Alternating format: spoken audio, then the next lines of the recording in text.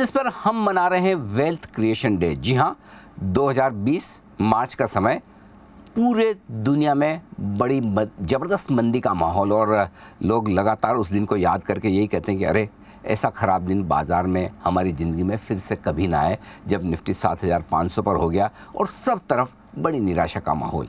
लेकिन हमने सोचा इस निराशा और मंदी के माहौल में भी आपके लिए कुछ न कुछ अच्छा सोचने के और अच्छा करने के मौके ज़रूर होते हैं। जी हाँ, अगर बजाय इस दिन को कोसने के ये सोचा जाए कि अगर ऐसे मौक़ों पर, ऐसे दिनों पर आप बाज़ार में पैसा लगाएं तो आपकी कितनी बड़ी वेल्थ बन सकती है। जी हाँ, और इसी सोच के साथ हमने शुरुआत की वेल्थ क्रिएशन डे की, और 24 मार्च को हर साल हम मनाते हैं वेल्थ क्रिएशन डे। और इस बार हमने एक ख़ास सीरीज़ की शुरुआत की है जिसमें हम बाज़ार के जाने माने दिग्गजों से आपकी करवा रहे हैं मुलाकात, जिन्होंने न सिर्फ ये सारे उतार चढ़ाव को देखा है बल्कि इनका फ़ायदा उठाकर अपने लिए या फिर अपने निवेशकों के लिए भारी भरकम वेल्थ बनाने का काम किया। आइए इसी कड़ी में बाज़ार के आज एक बेहद ख़ास मेहमान से आपकी मैं कराना जा रहा हूँ मुलाकात। जी हाँ, एबेकस एसेट मैनेजर्स के सुनील सिंघानिया साहब हमारे साथ कार्यक्रम में हो रहे हैं शामिल। वैसे तो आपको किसी परिचय की ज़रूरत है नहीं, सुनील जी खुद एक रैंकिस्ट चार्टर्ड अकाउंटेंट हैं, CFA रहे हुए हैं, और उन्होंने फंड मैनेजर के तौर पर एक लंबी इनिंग खेली है। 35 साल से ज़्यादा लंबा गहरा अनुभव है और 80,000 करोड़ से ज़्यादा का फंड वो मैनेज कर चुके हैं, और अपनी दूसरी पारी में एबेकस एसेट मैनेजर्स के फाउंडर के तौर पर ज़बरदस्त कामकाज कर रहे हैं। और जिन लोगों को ये लगता है कि पैसा बनाने में बड़ा लंबा समय लगता है, समय लंबा लगता है और पैसा बनता है थोड़ा सा, तो उनको मैं बता दूं कि सुनील जी ने जिस फंड को मैनेज किया, रिलायंस म्यूचुअल फंड, उसने 22 सालों में ज़्यादा नहीं, सिर्फ 100 गुना का रिटर्न दिया है। जी हाँ, आप सही सुन रहे हैं, 22 साल में अगर कोई म्यूचुअल फंड की यूनिट्स की दाम 100 गुना हो जाए तो फिर तो आप मानेंगे ना कि वाकई में बाज़ार में वेल्थ बनती है। ऐसे सुनील सिंघानिया साहब हमारे साथ, बहुत बहुत स्वागत है सुनील जी आपका। धन्यवाद, हमारी इस खास सीरीज़ में आपने समय दिया। और आज हम चाहते हैं कि आपके ये 35 साल से ज़्यादा का लंबा गहरा जो आपका अनुभव रहा है अपने करियर में फंड मैनेजमेंट का, वेल्थ बनाने का, वो आज आप हमारे दर्शकों के साथ थोड़ा सा अपने अनुभव को बताएं, साझा करें। तो एक चीज़ सबसे पहले मैं जानना चाहता हूँ, जो आमतौर पर लोगों में होती है कि जब है ना वो करियर की शुरुआत करते हैं, इन्वेस्टिंग की शुरुआत करते हैं, तो कभी इतना बड़ा विज़न बनता नहीं था। आपने 35 साल पहले जब शुरुआत की तब आपने ये सोचा कि वाकई में इक्विटी मार्केट से इतनी बड़ी वेल्थ बन सकती है, या वक्त के साथ साथ ये कॉन्फिडेंस बढ़ता गया? एक तो ये 35 साल सुन के मुझे लगने लग गया कि मैं सही में थोड़ा जवानी की तरफ से निकल रहा हूँ, but I think Anil ji देखिए, अपने सब 25-30 साल के अनुभव से इंडिया को देख रहे हैं।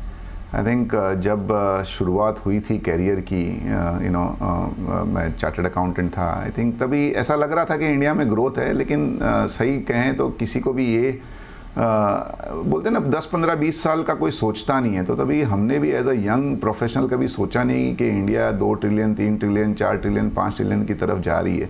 तभी इकोनॉमी बहुत ही छोटी हुआ करती थी, बहुत ही एक डोमेस्टिक टाइप का एक वातावरण था। इंडियन इकोनॉमी में फॉरेनर इन्वेस्टर्स भी नहीं थे। It was predominantly very inefficient, open outcry system, computerisation नहीं था।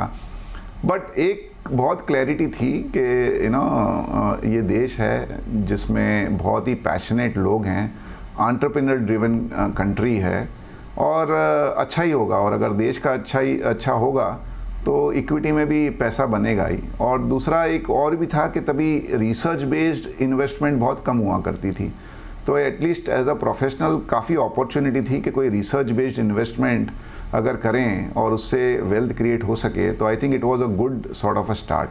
तो मुझे लगता है कि बहुत ही अच्छा एक था। और 94 के बाद फॉरेन इन्वेस्टर्स को भी इंडिया में निवेश करने का परमिशन मिल गया। NSE आई तो थोड़ा सा एक जो ट्रेडिंग में भी एक ओपननेस आया, ट्रांसपेरेंसी आई। और आई थिंक मिड 90s से इंडिया का जो एक ग्रोथ हुआ है इकोनॉमी और मार्केट में, उसमें फिर हमने पीछे नहीं देखा, और आगे अभी बहुत आगे जाना है। तो I think it's been a good 25-30 years. तो मतलब 35 साल आगे के ज़्यादा एक्साइटिंग और ज़्यादा वेल्थ क्रिएशन बनाने वाले होंगे, ये आप मानते हैं? नहीं, 100% अनिल जी, आप देखिए 47 जब भी हमारे को इंडिपेंडेंस मिला, और 2007 60 साल लगे $1 ट्रिलियन बनाने को। अगला ट्रिलियन 9 साल में बन गया, तीसरा ट्रिलियन 7 साल में हो गया।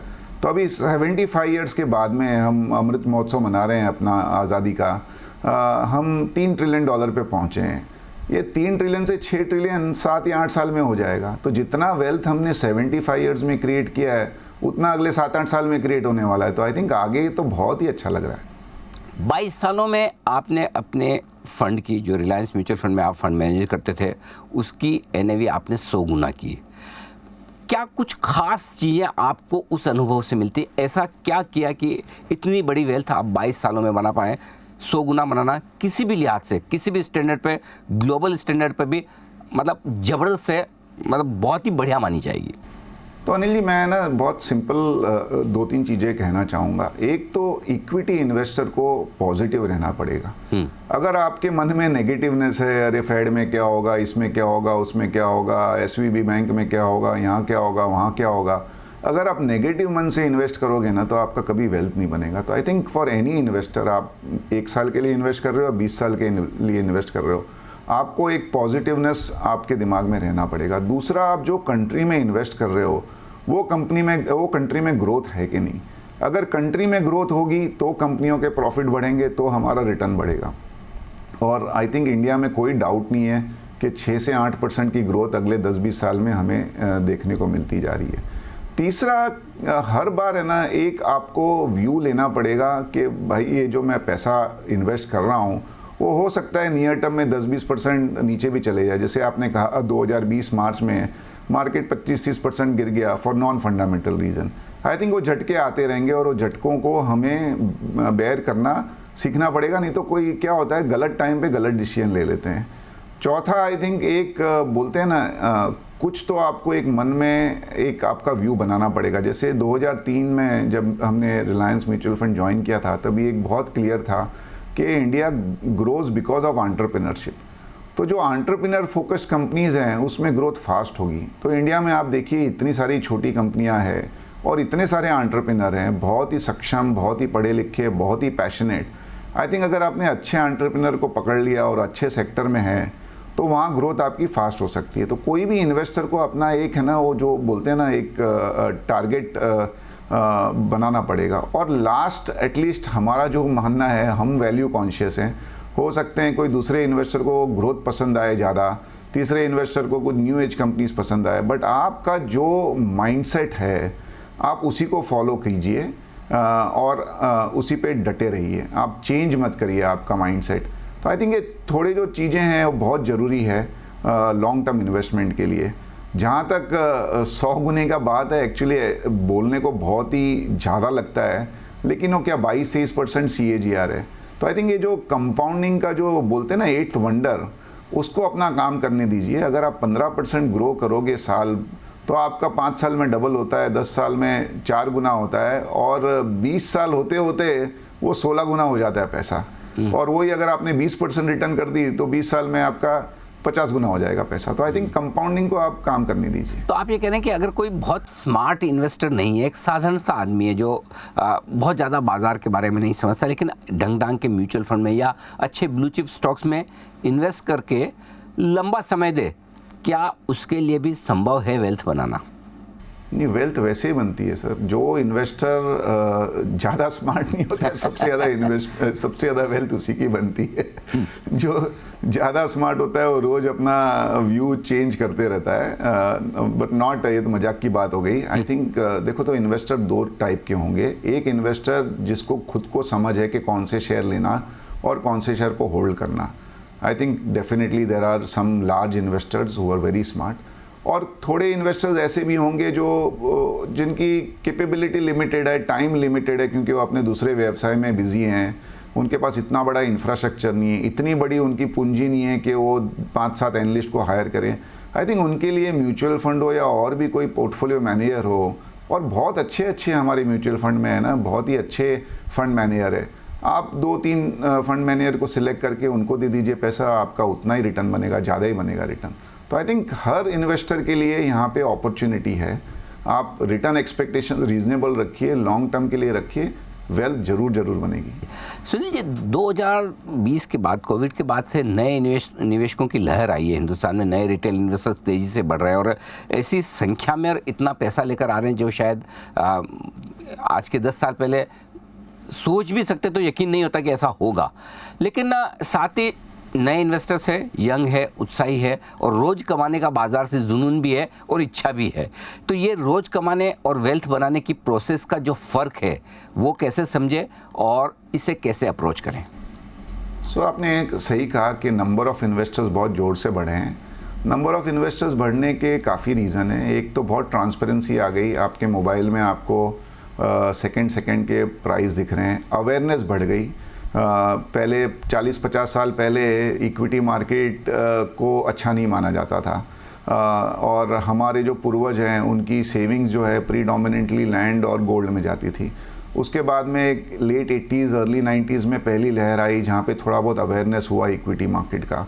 अब का जो यूथ है वो कॉलेज के ज़माने से उसको इक्विटी मार्केट के बारे में पता है, इसके लिए अवेयरनेस भी ज़्यादा है और ट्रांसपेरेंसी है, ईज़ है। इसके लिए आप अकाउंट भी ऑनलाइन खोल सकते हो, आप ट्रेड भी ऑनलाइन खोल सकते हो। लेकिन आपने जो दूसरी बात कही कि रोज़ कमाने का जुनून है, आई थिंक रोज़ कमाने वाला इनकम कर सकता है, वेल्थ क्रिएट नहीं कर सकता है। वेल्थ क्रिएट करने के लिए आपको रोज़ कुछ करने की ज़रूरत नहीं है। वो बोलते हैं ना, boring and lazy makes money, active does not make money. तो अगर आप लेज़ी हो और आप बोरिंग वे में इन्वेस्ट करोगे ना तो ही आपकी वेल्थ बनेगी। तो आई थिंक ये रोज़ कमाने का जुनून, उससे है ना आपको थ्रिल मिलेगा, आपको वेल्थ क्रिएट नहीं होगा। और वॉरेन बुफे ने भी कहा है weapons of mass destruction which is derivatives. तो ये futures and options I completely agree कि वेपन्स ऑफ मास डिस्ट्रक्शन है। इसमें बहुत ही कम लोग इनकम जनरेट करते हैं, वेल्थ तो जनरेट कोई कर ही नहीं सकता है। तो आई थिंक अगर आपको वेल्थ जनरेट करना है तो आप बोरिंग वे में वेल्थ जनरेट कीजिए, आप इन्वेस्ट कर दीजिए और उसको भूल जाइए।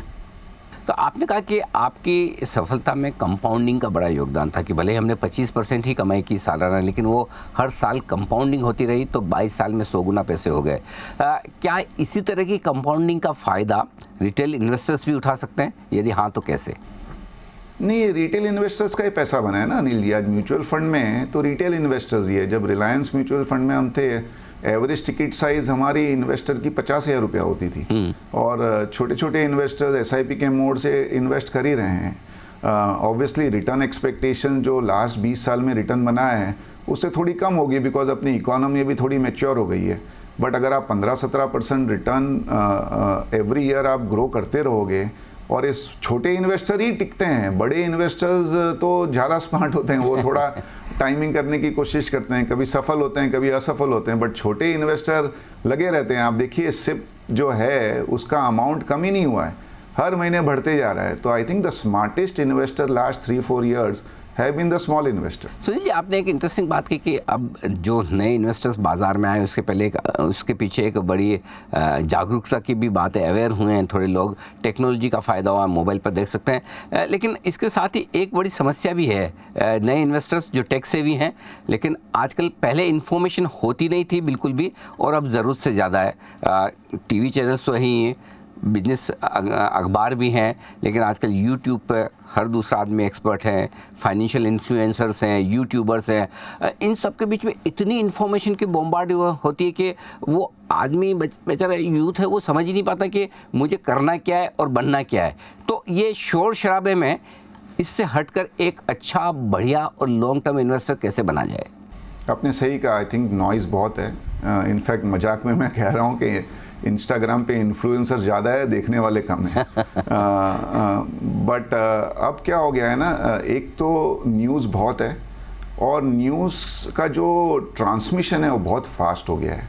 आज दुनिया में कोई भी जगह पे कोई भी न्यूज़ हो, ये सब व्हाट्सएप और फॉरवर्ड और व्हाट्सएप ग्रुप और सब दूसरे जो सोशल मीडिया जो इतने सारे चैनल्स हैं उसके माध्यम से 5-10 मिनट में तो पूरे दुनिया को पता चल जाता है।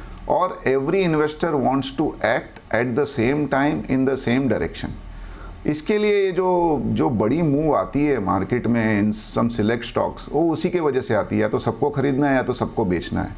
और आई थिंक वो अपॉर्चुनिटी है एक। तो छोटे इन्वेस्टर को, जैसे मैंने कहा, अगर आपको ट्रेडर बनना है तो आपको रोज़ रोज़ की ये न्यूज़ है ना, आपको डाइसेक्ट करनी है और एक्ट करना है। बट इससे अगर आप इसको थोड़ा सा परे हटा सको, बहुत डिफ़िकल्ट है, बट उसको हटा सको और आप एकदम एक डिसिप्लिन्ड वे में आप बोलिए कि हर महीने के मैं 10 तारीख या 15 तारीख को 5,000, 10,000, 50,000 रुपया इन्वेस्ट करूँगा as a small investor, I think that is the best way to go ahead.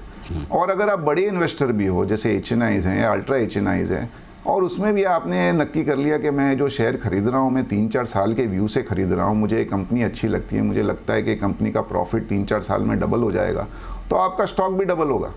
और अगर आप डे वन से ये सोचोगे कि मेरे को तो ऐसी कंपनी बताओ जो 15 दिन में डबल हो सके, तो फिर तो आपको महालक्ष्मी रेस को जाना पड़ेगा या तो कोई लॉटरी का टिकट खरीदना पड़ेगा, because then it is purely luck. बिल्कुल ठीक बात है। तो लॉन्ग टर्म में ज़रूर आपको सोच समझ कर पैसा लगाना है। ये तो बात हमने नए निवेशकों की यंग इन्वेस्टर्स की लेकिन बहुत सारे हमारे पुराने सीजनड इन्वेस्टर्स भी हैं जो आमतौर पर अब तक ट्रेडिशनली या तो सोना गोल्ड खरीदते आए हैं या फिर प्रॉपर्टी में पैसा लगाते हैं।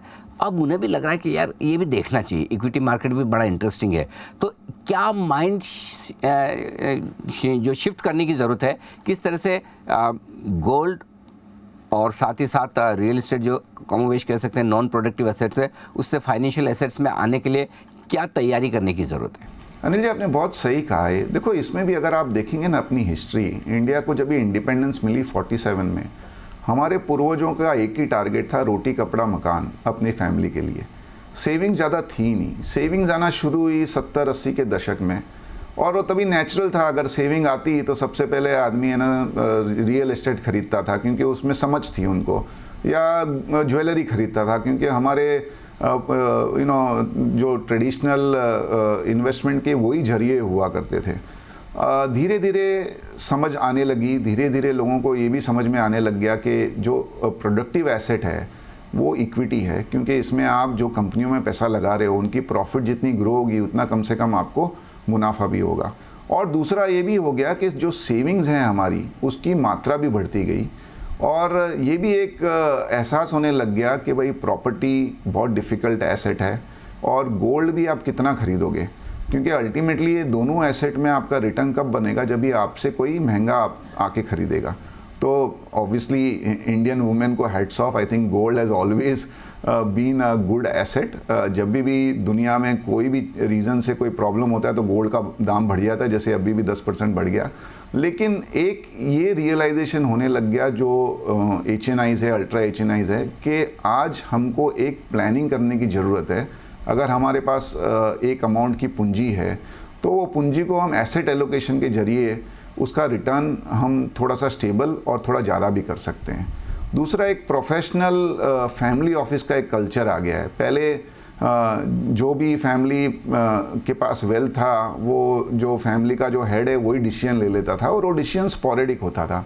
अब ये डिसीजन थोड़ा एक प्रोफेशनल वे में, प्लान्ड वे में होता है कि अगर मेरे पास 100 करोड़ रुपया है तो मुझे 50 करोड़ इक्विटी में डालना है, 20 करोड़ मुझे फिक्स डिपॉजिट में डालना है, 20 करोड़ की प्रॉपर्टी खरीदनी है। I think that has been a big change, और वो आगे चल के ये चेंज है ना थोड़ा एक्सेलरेट होगा।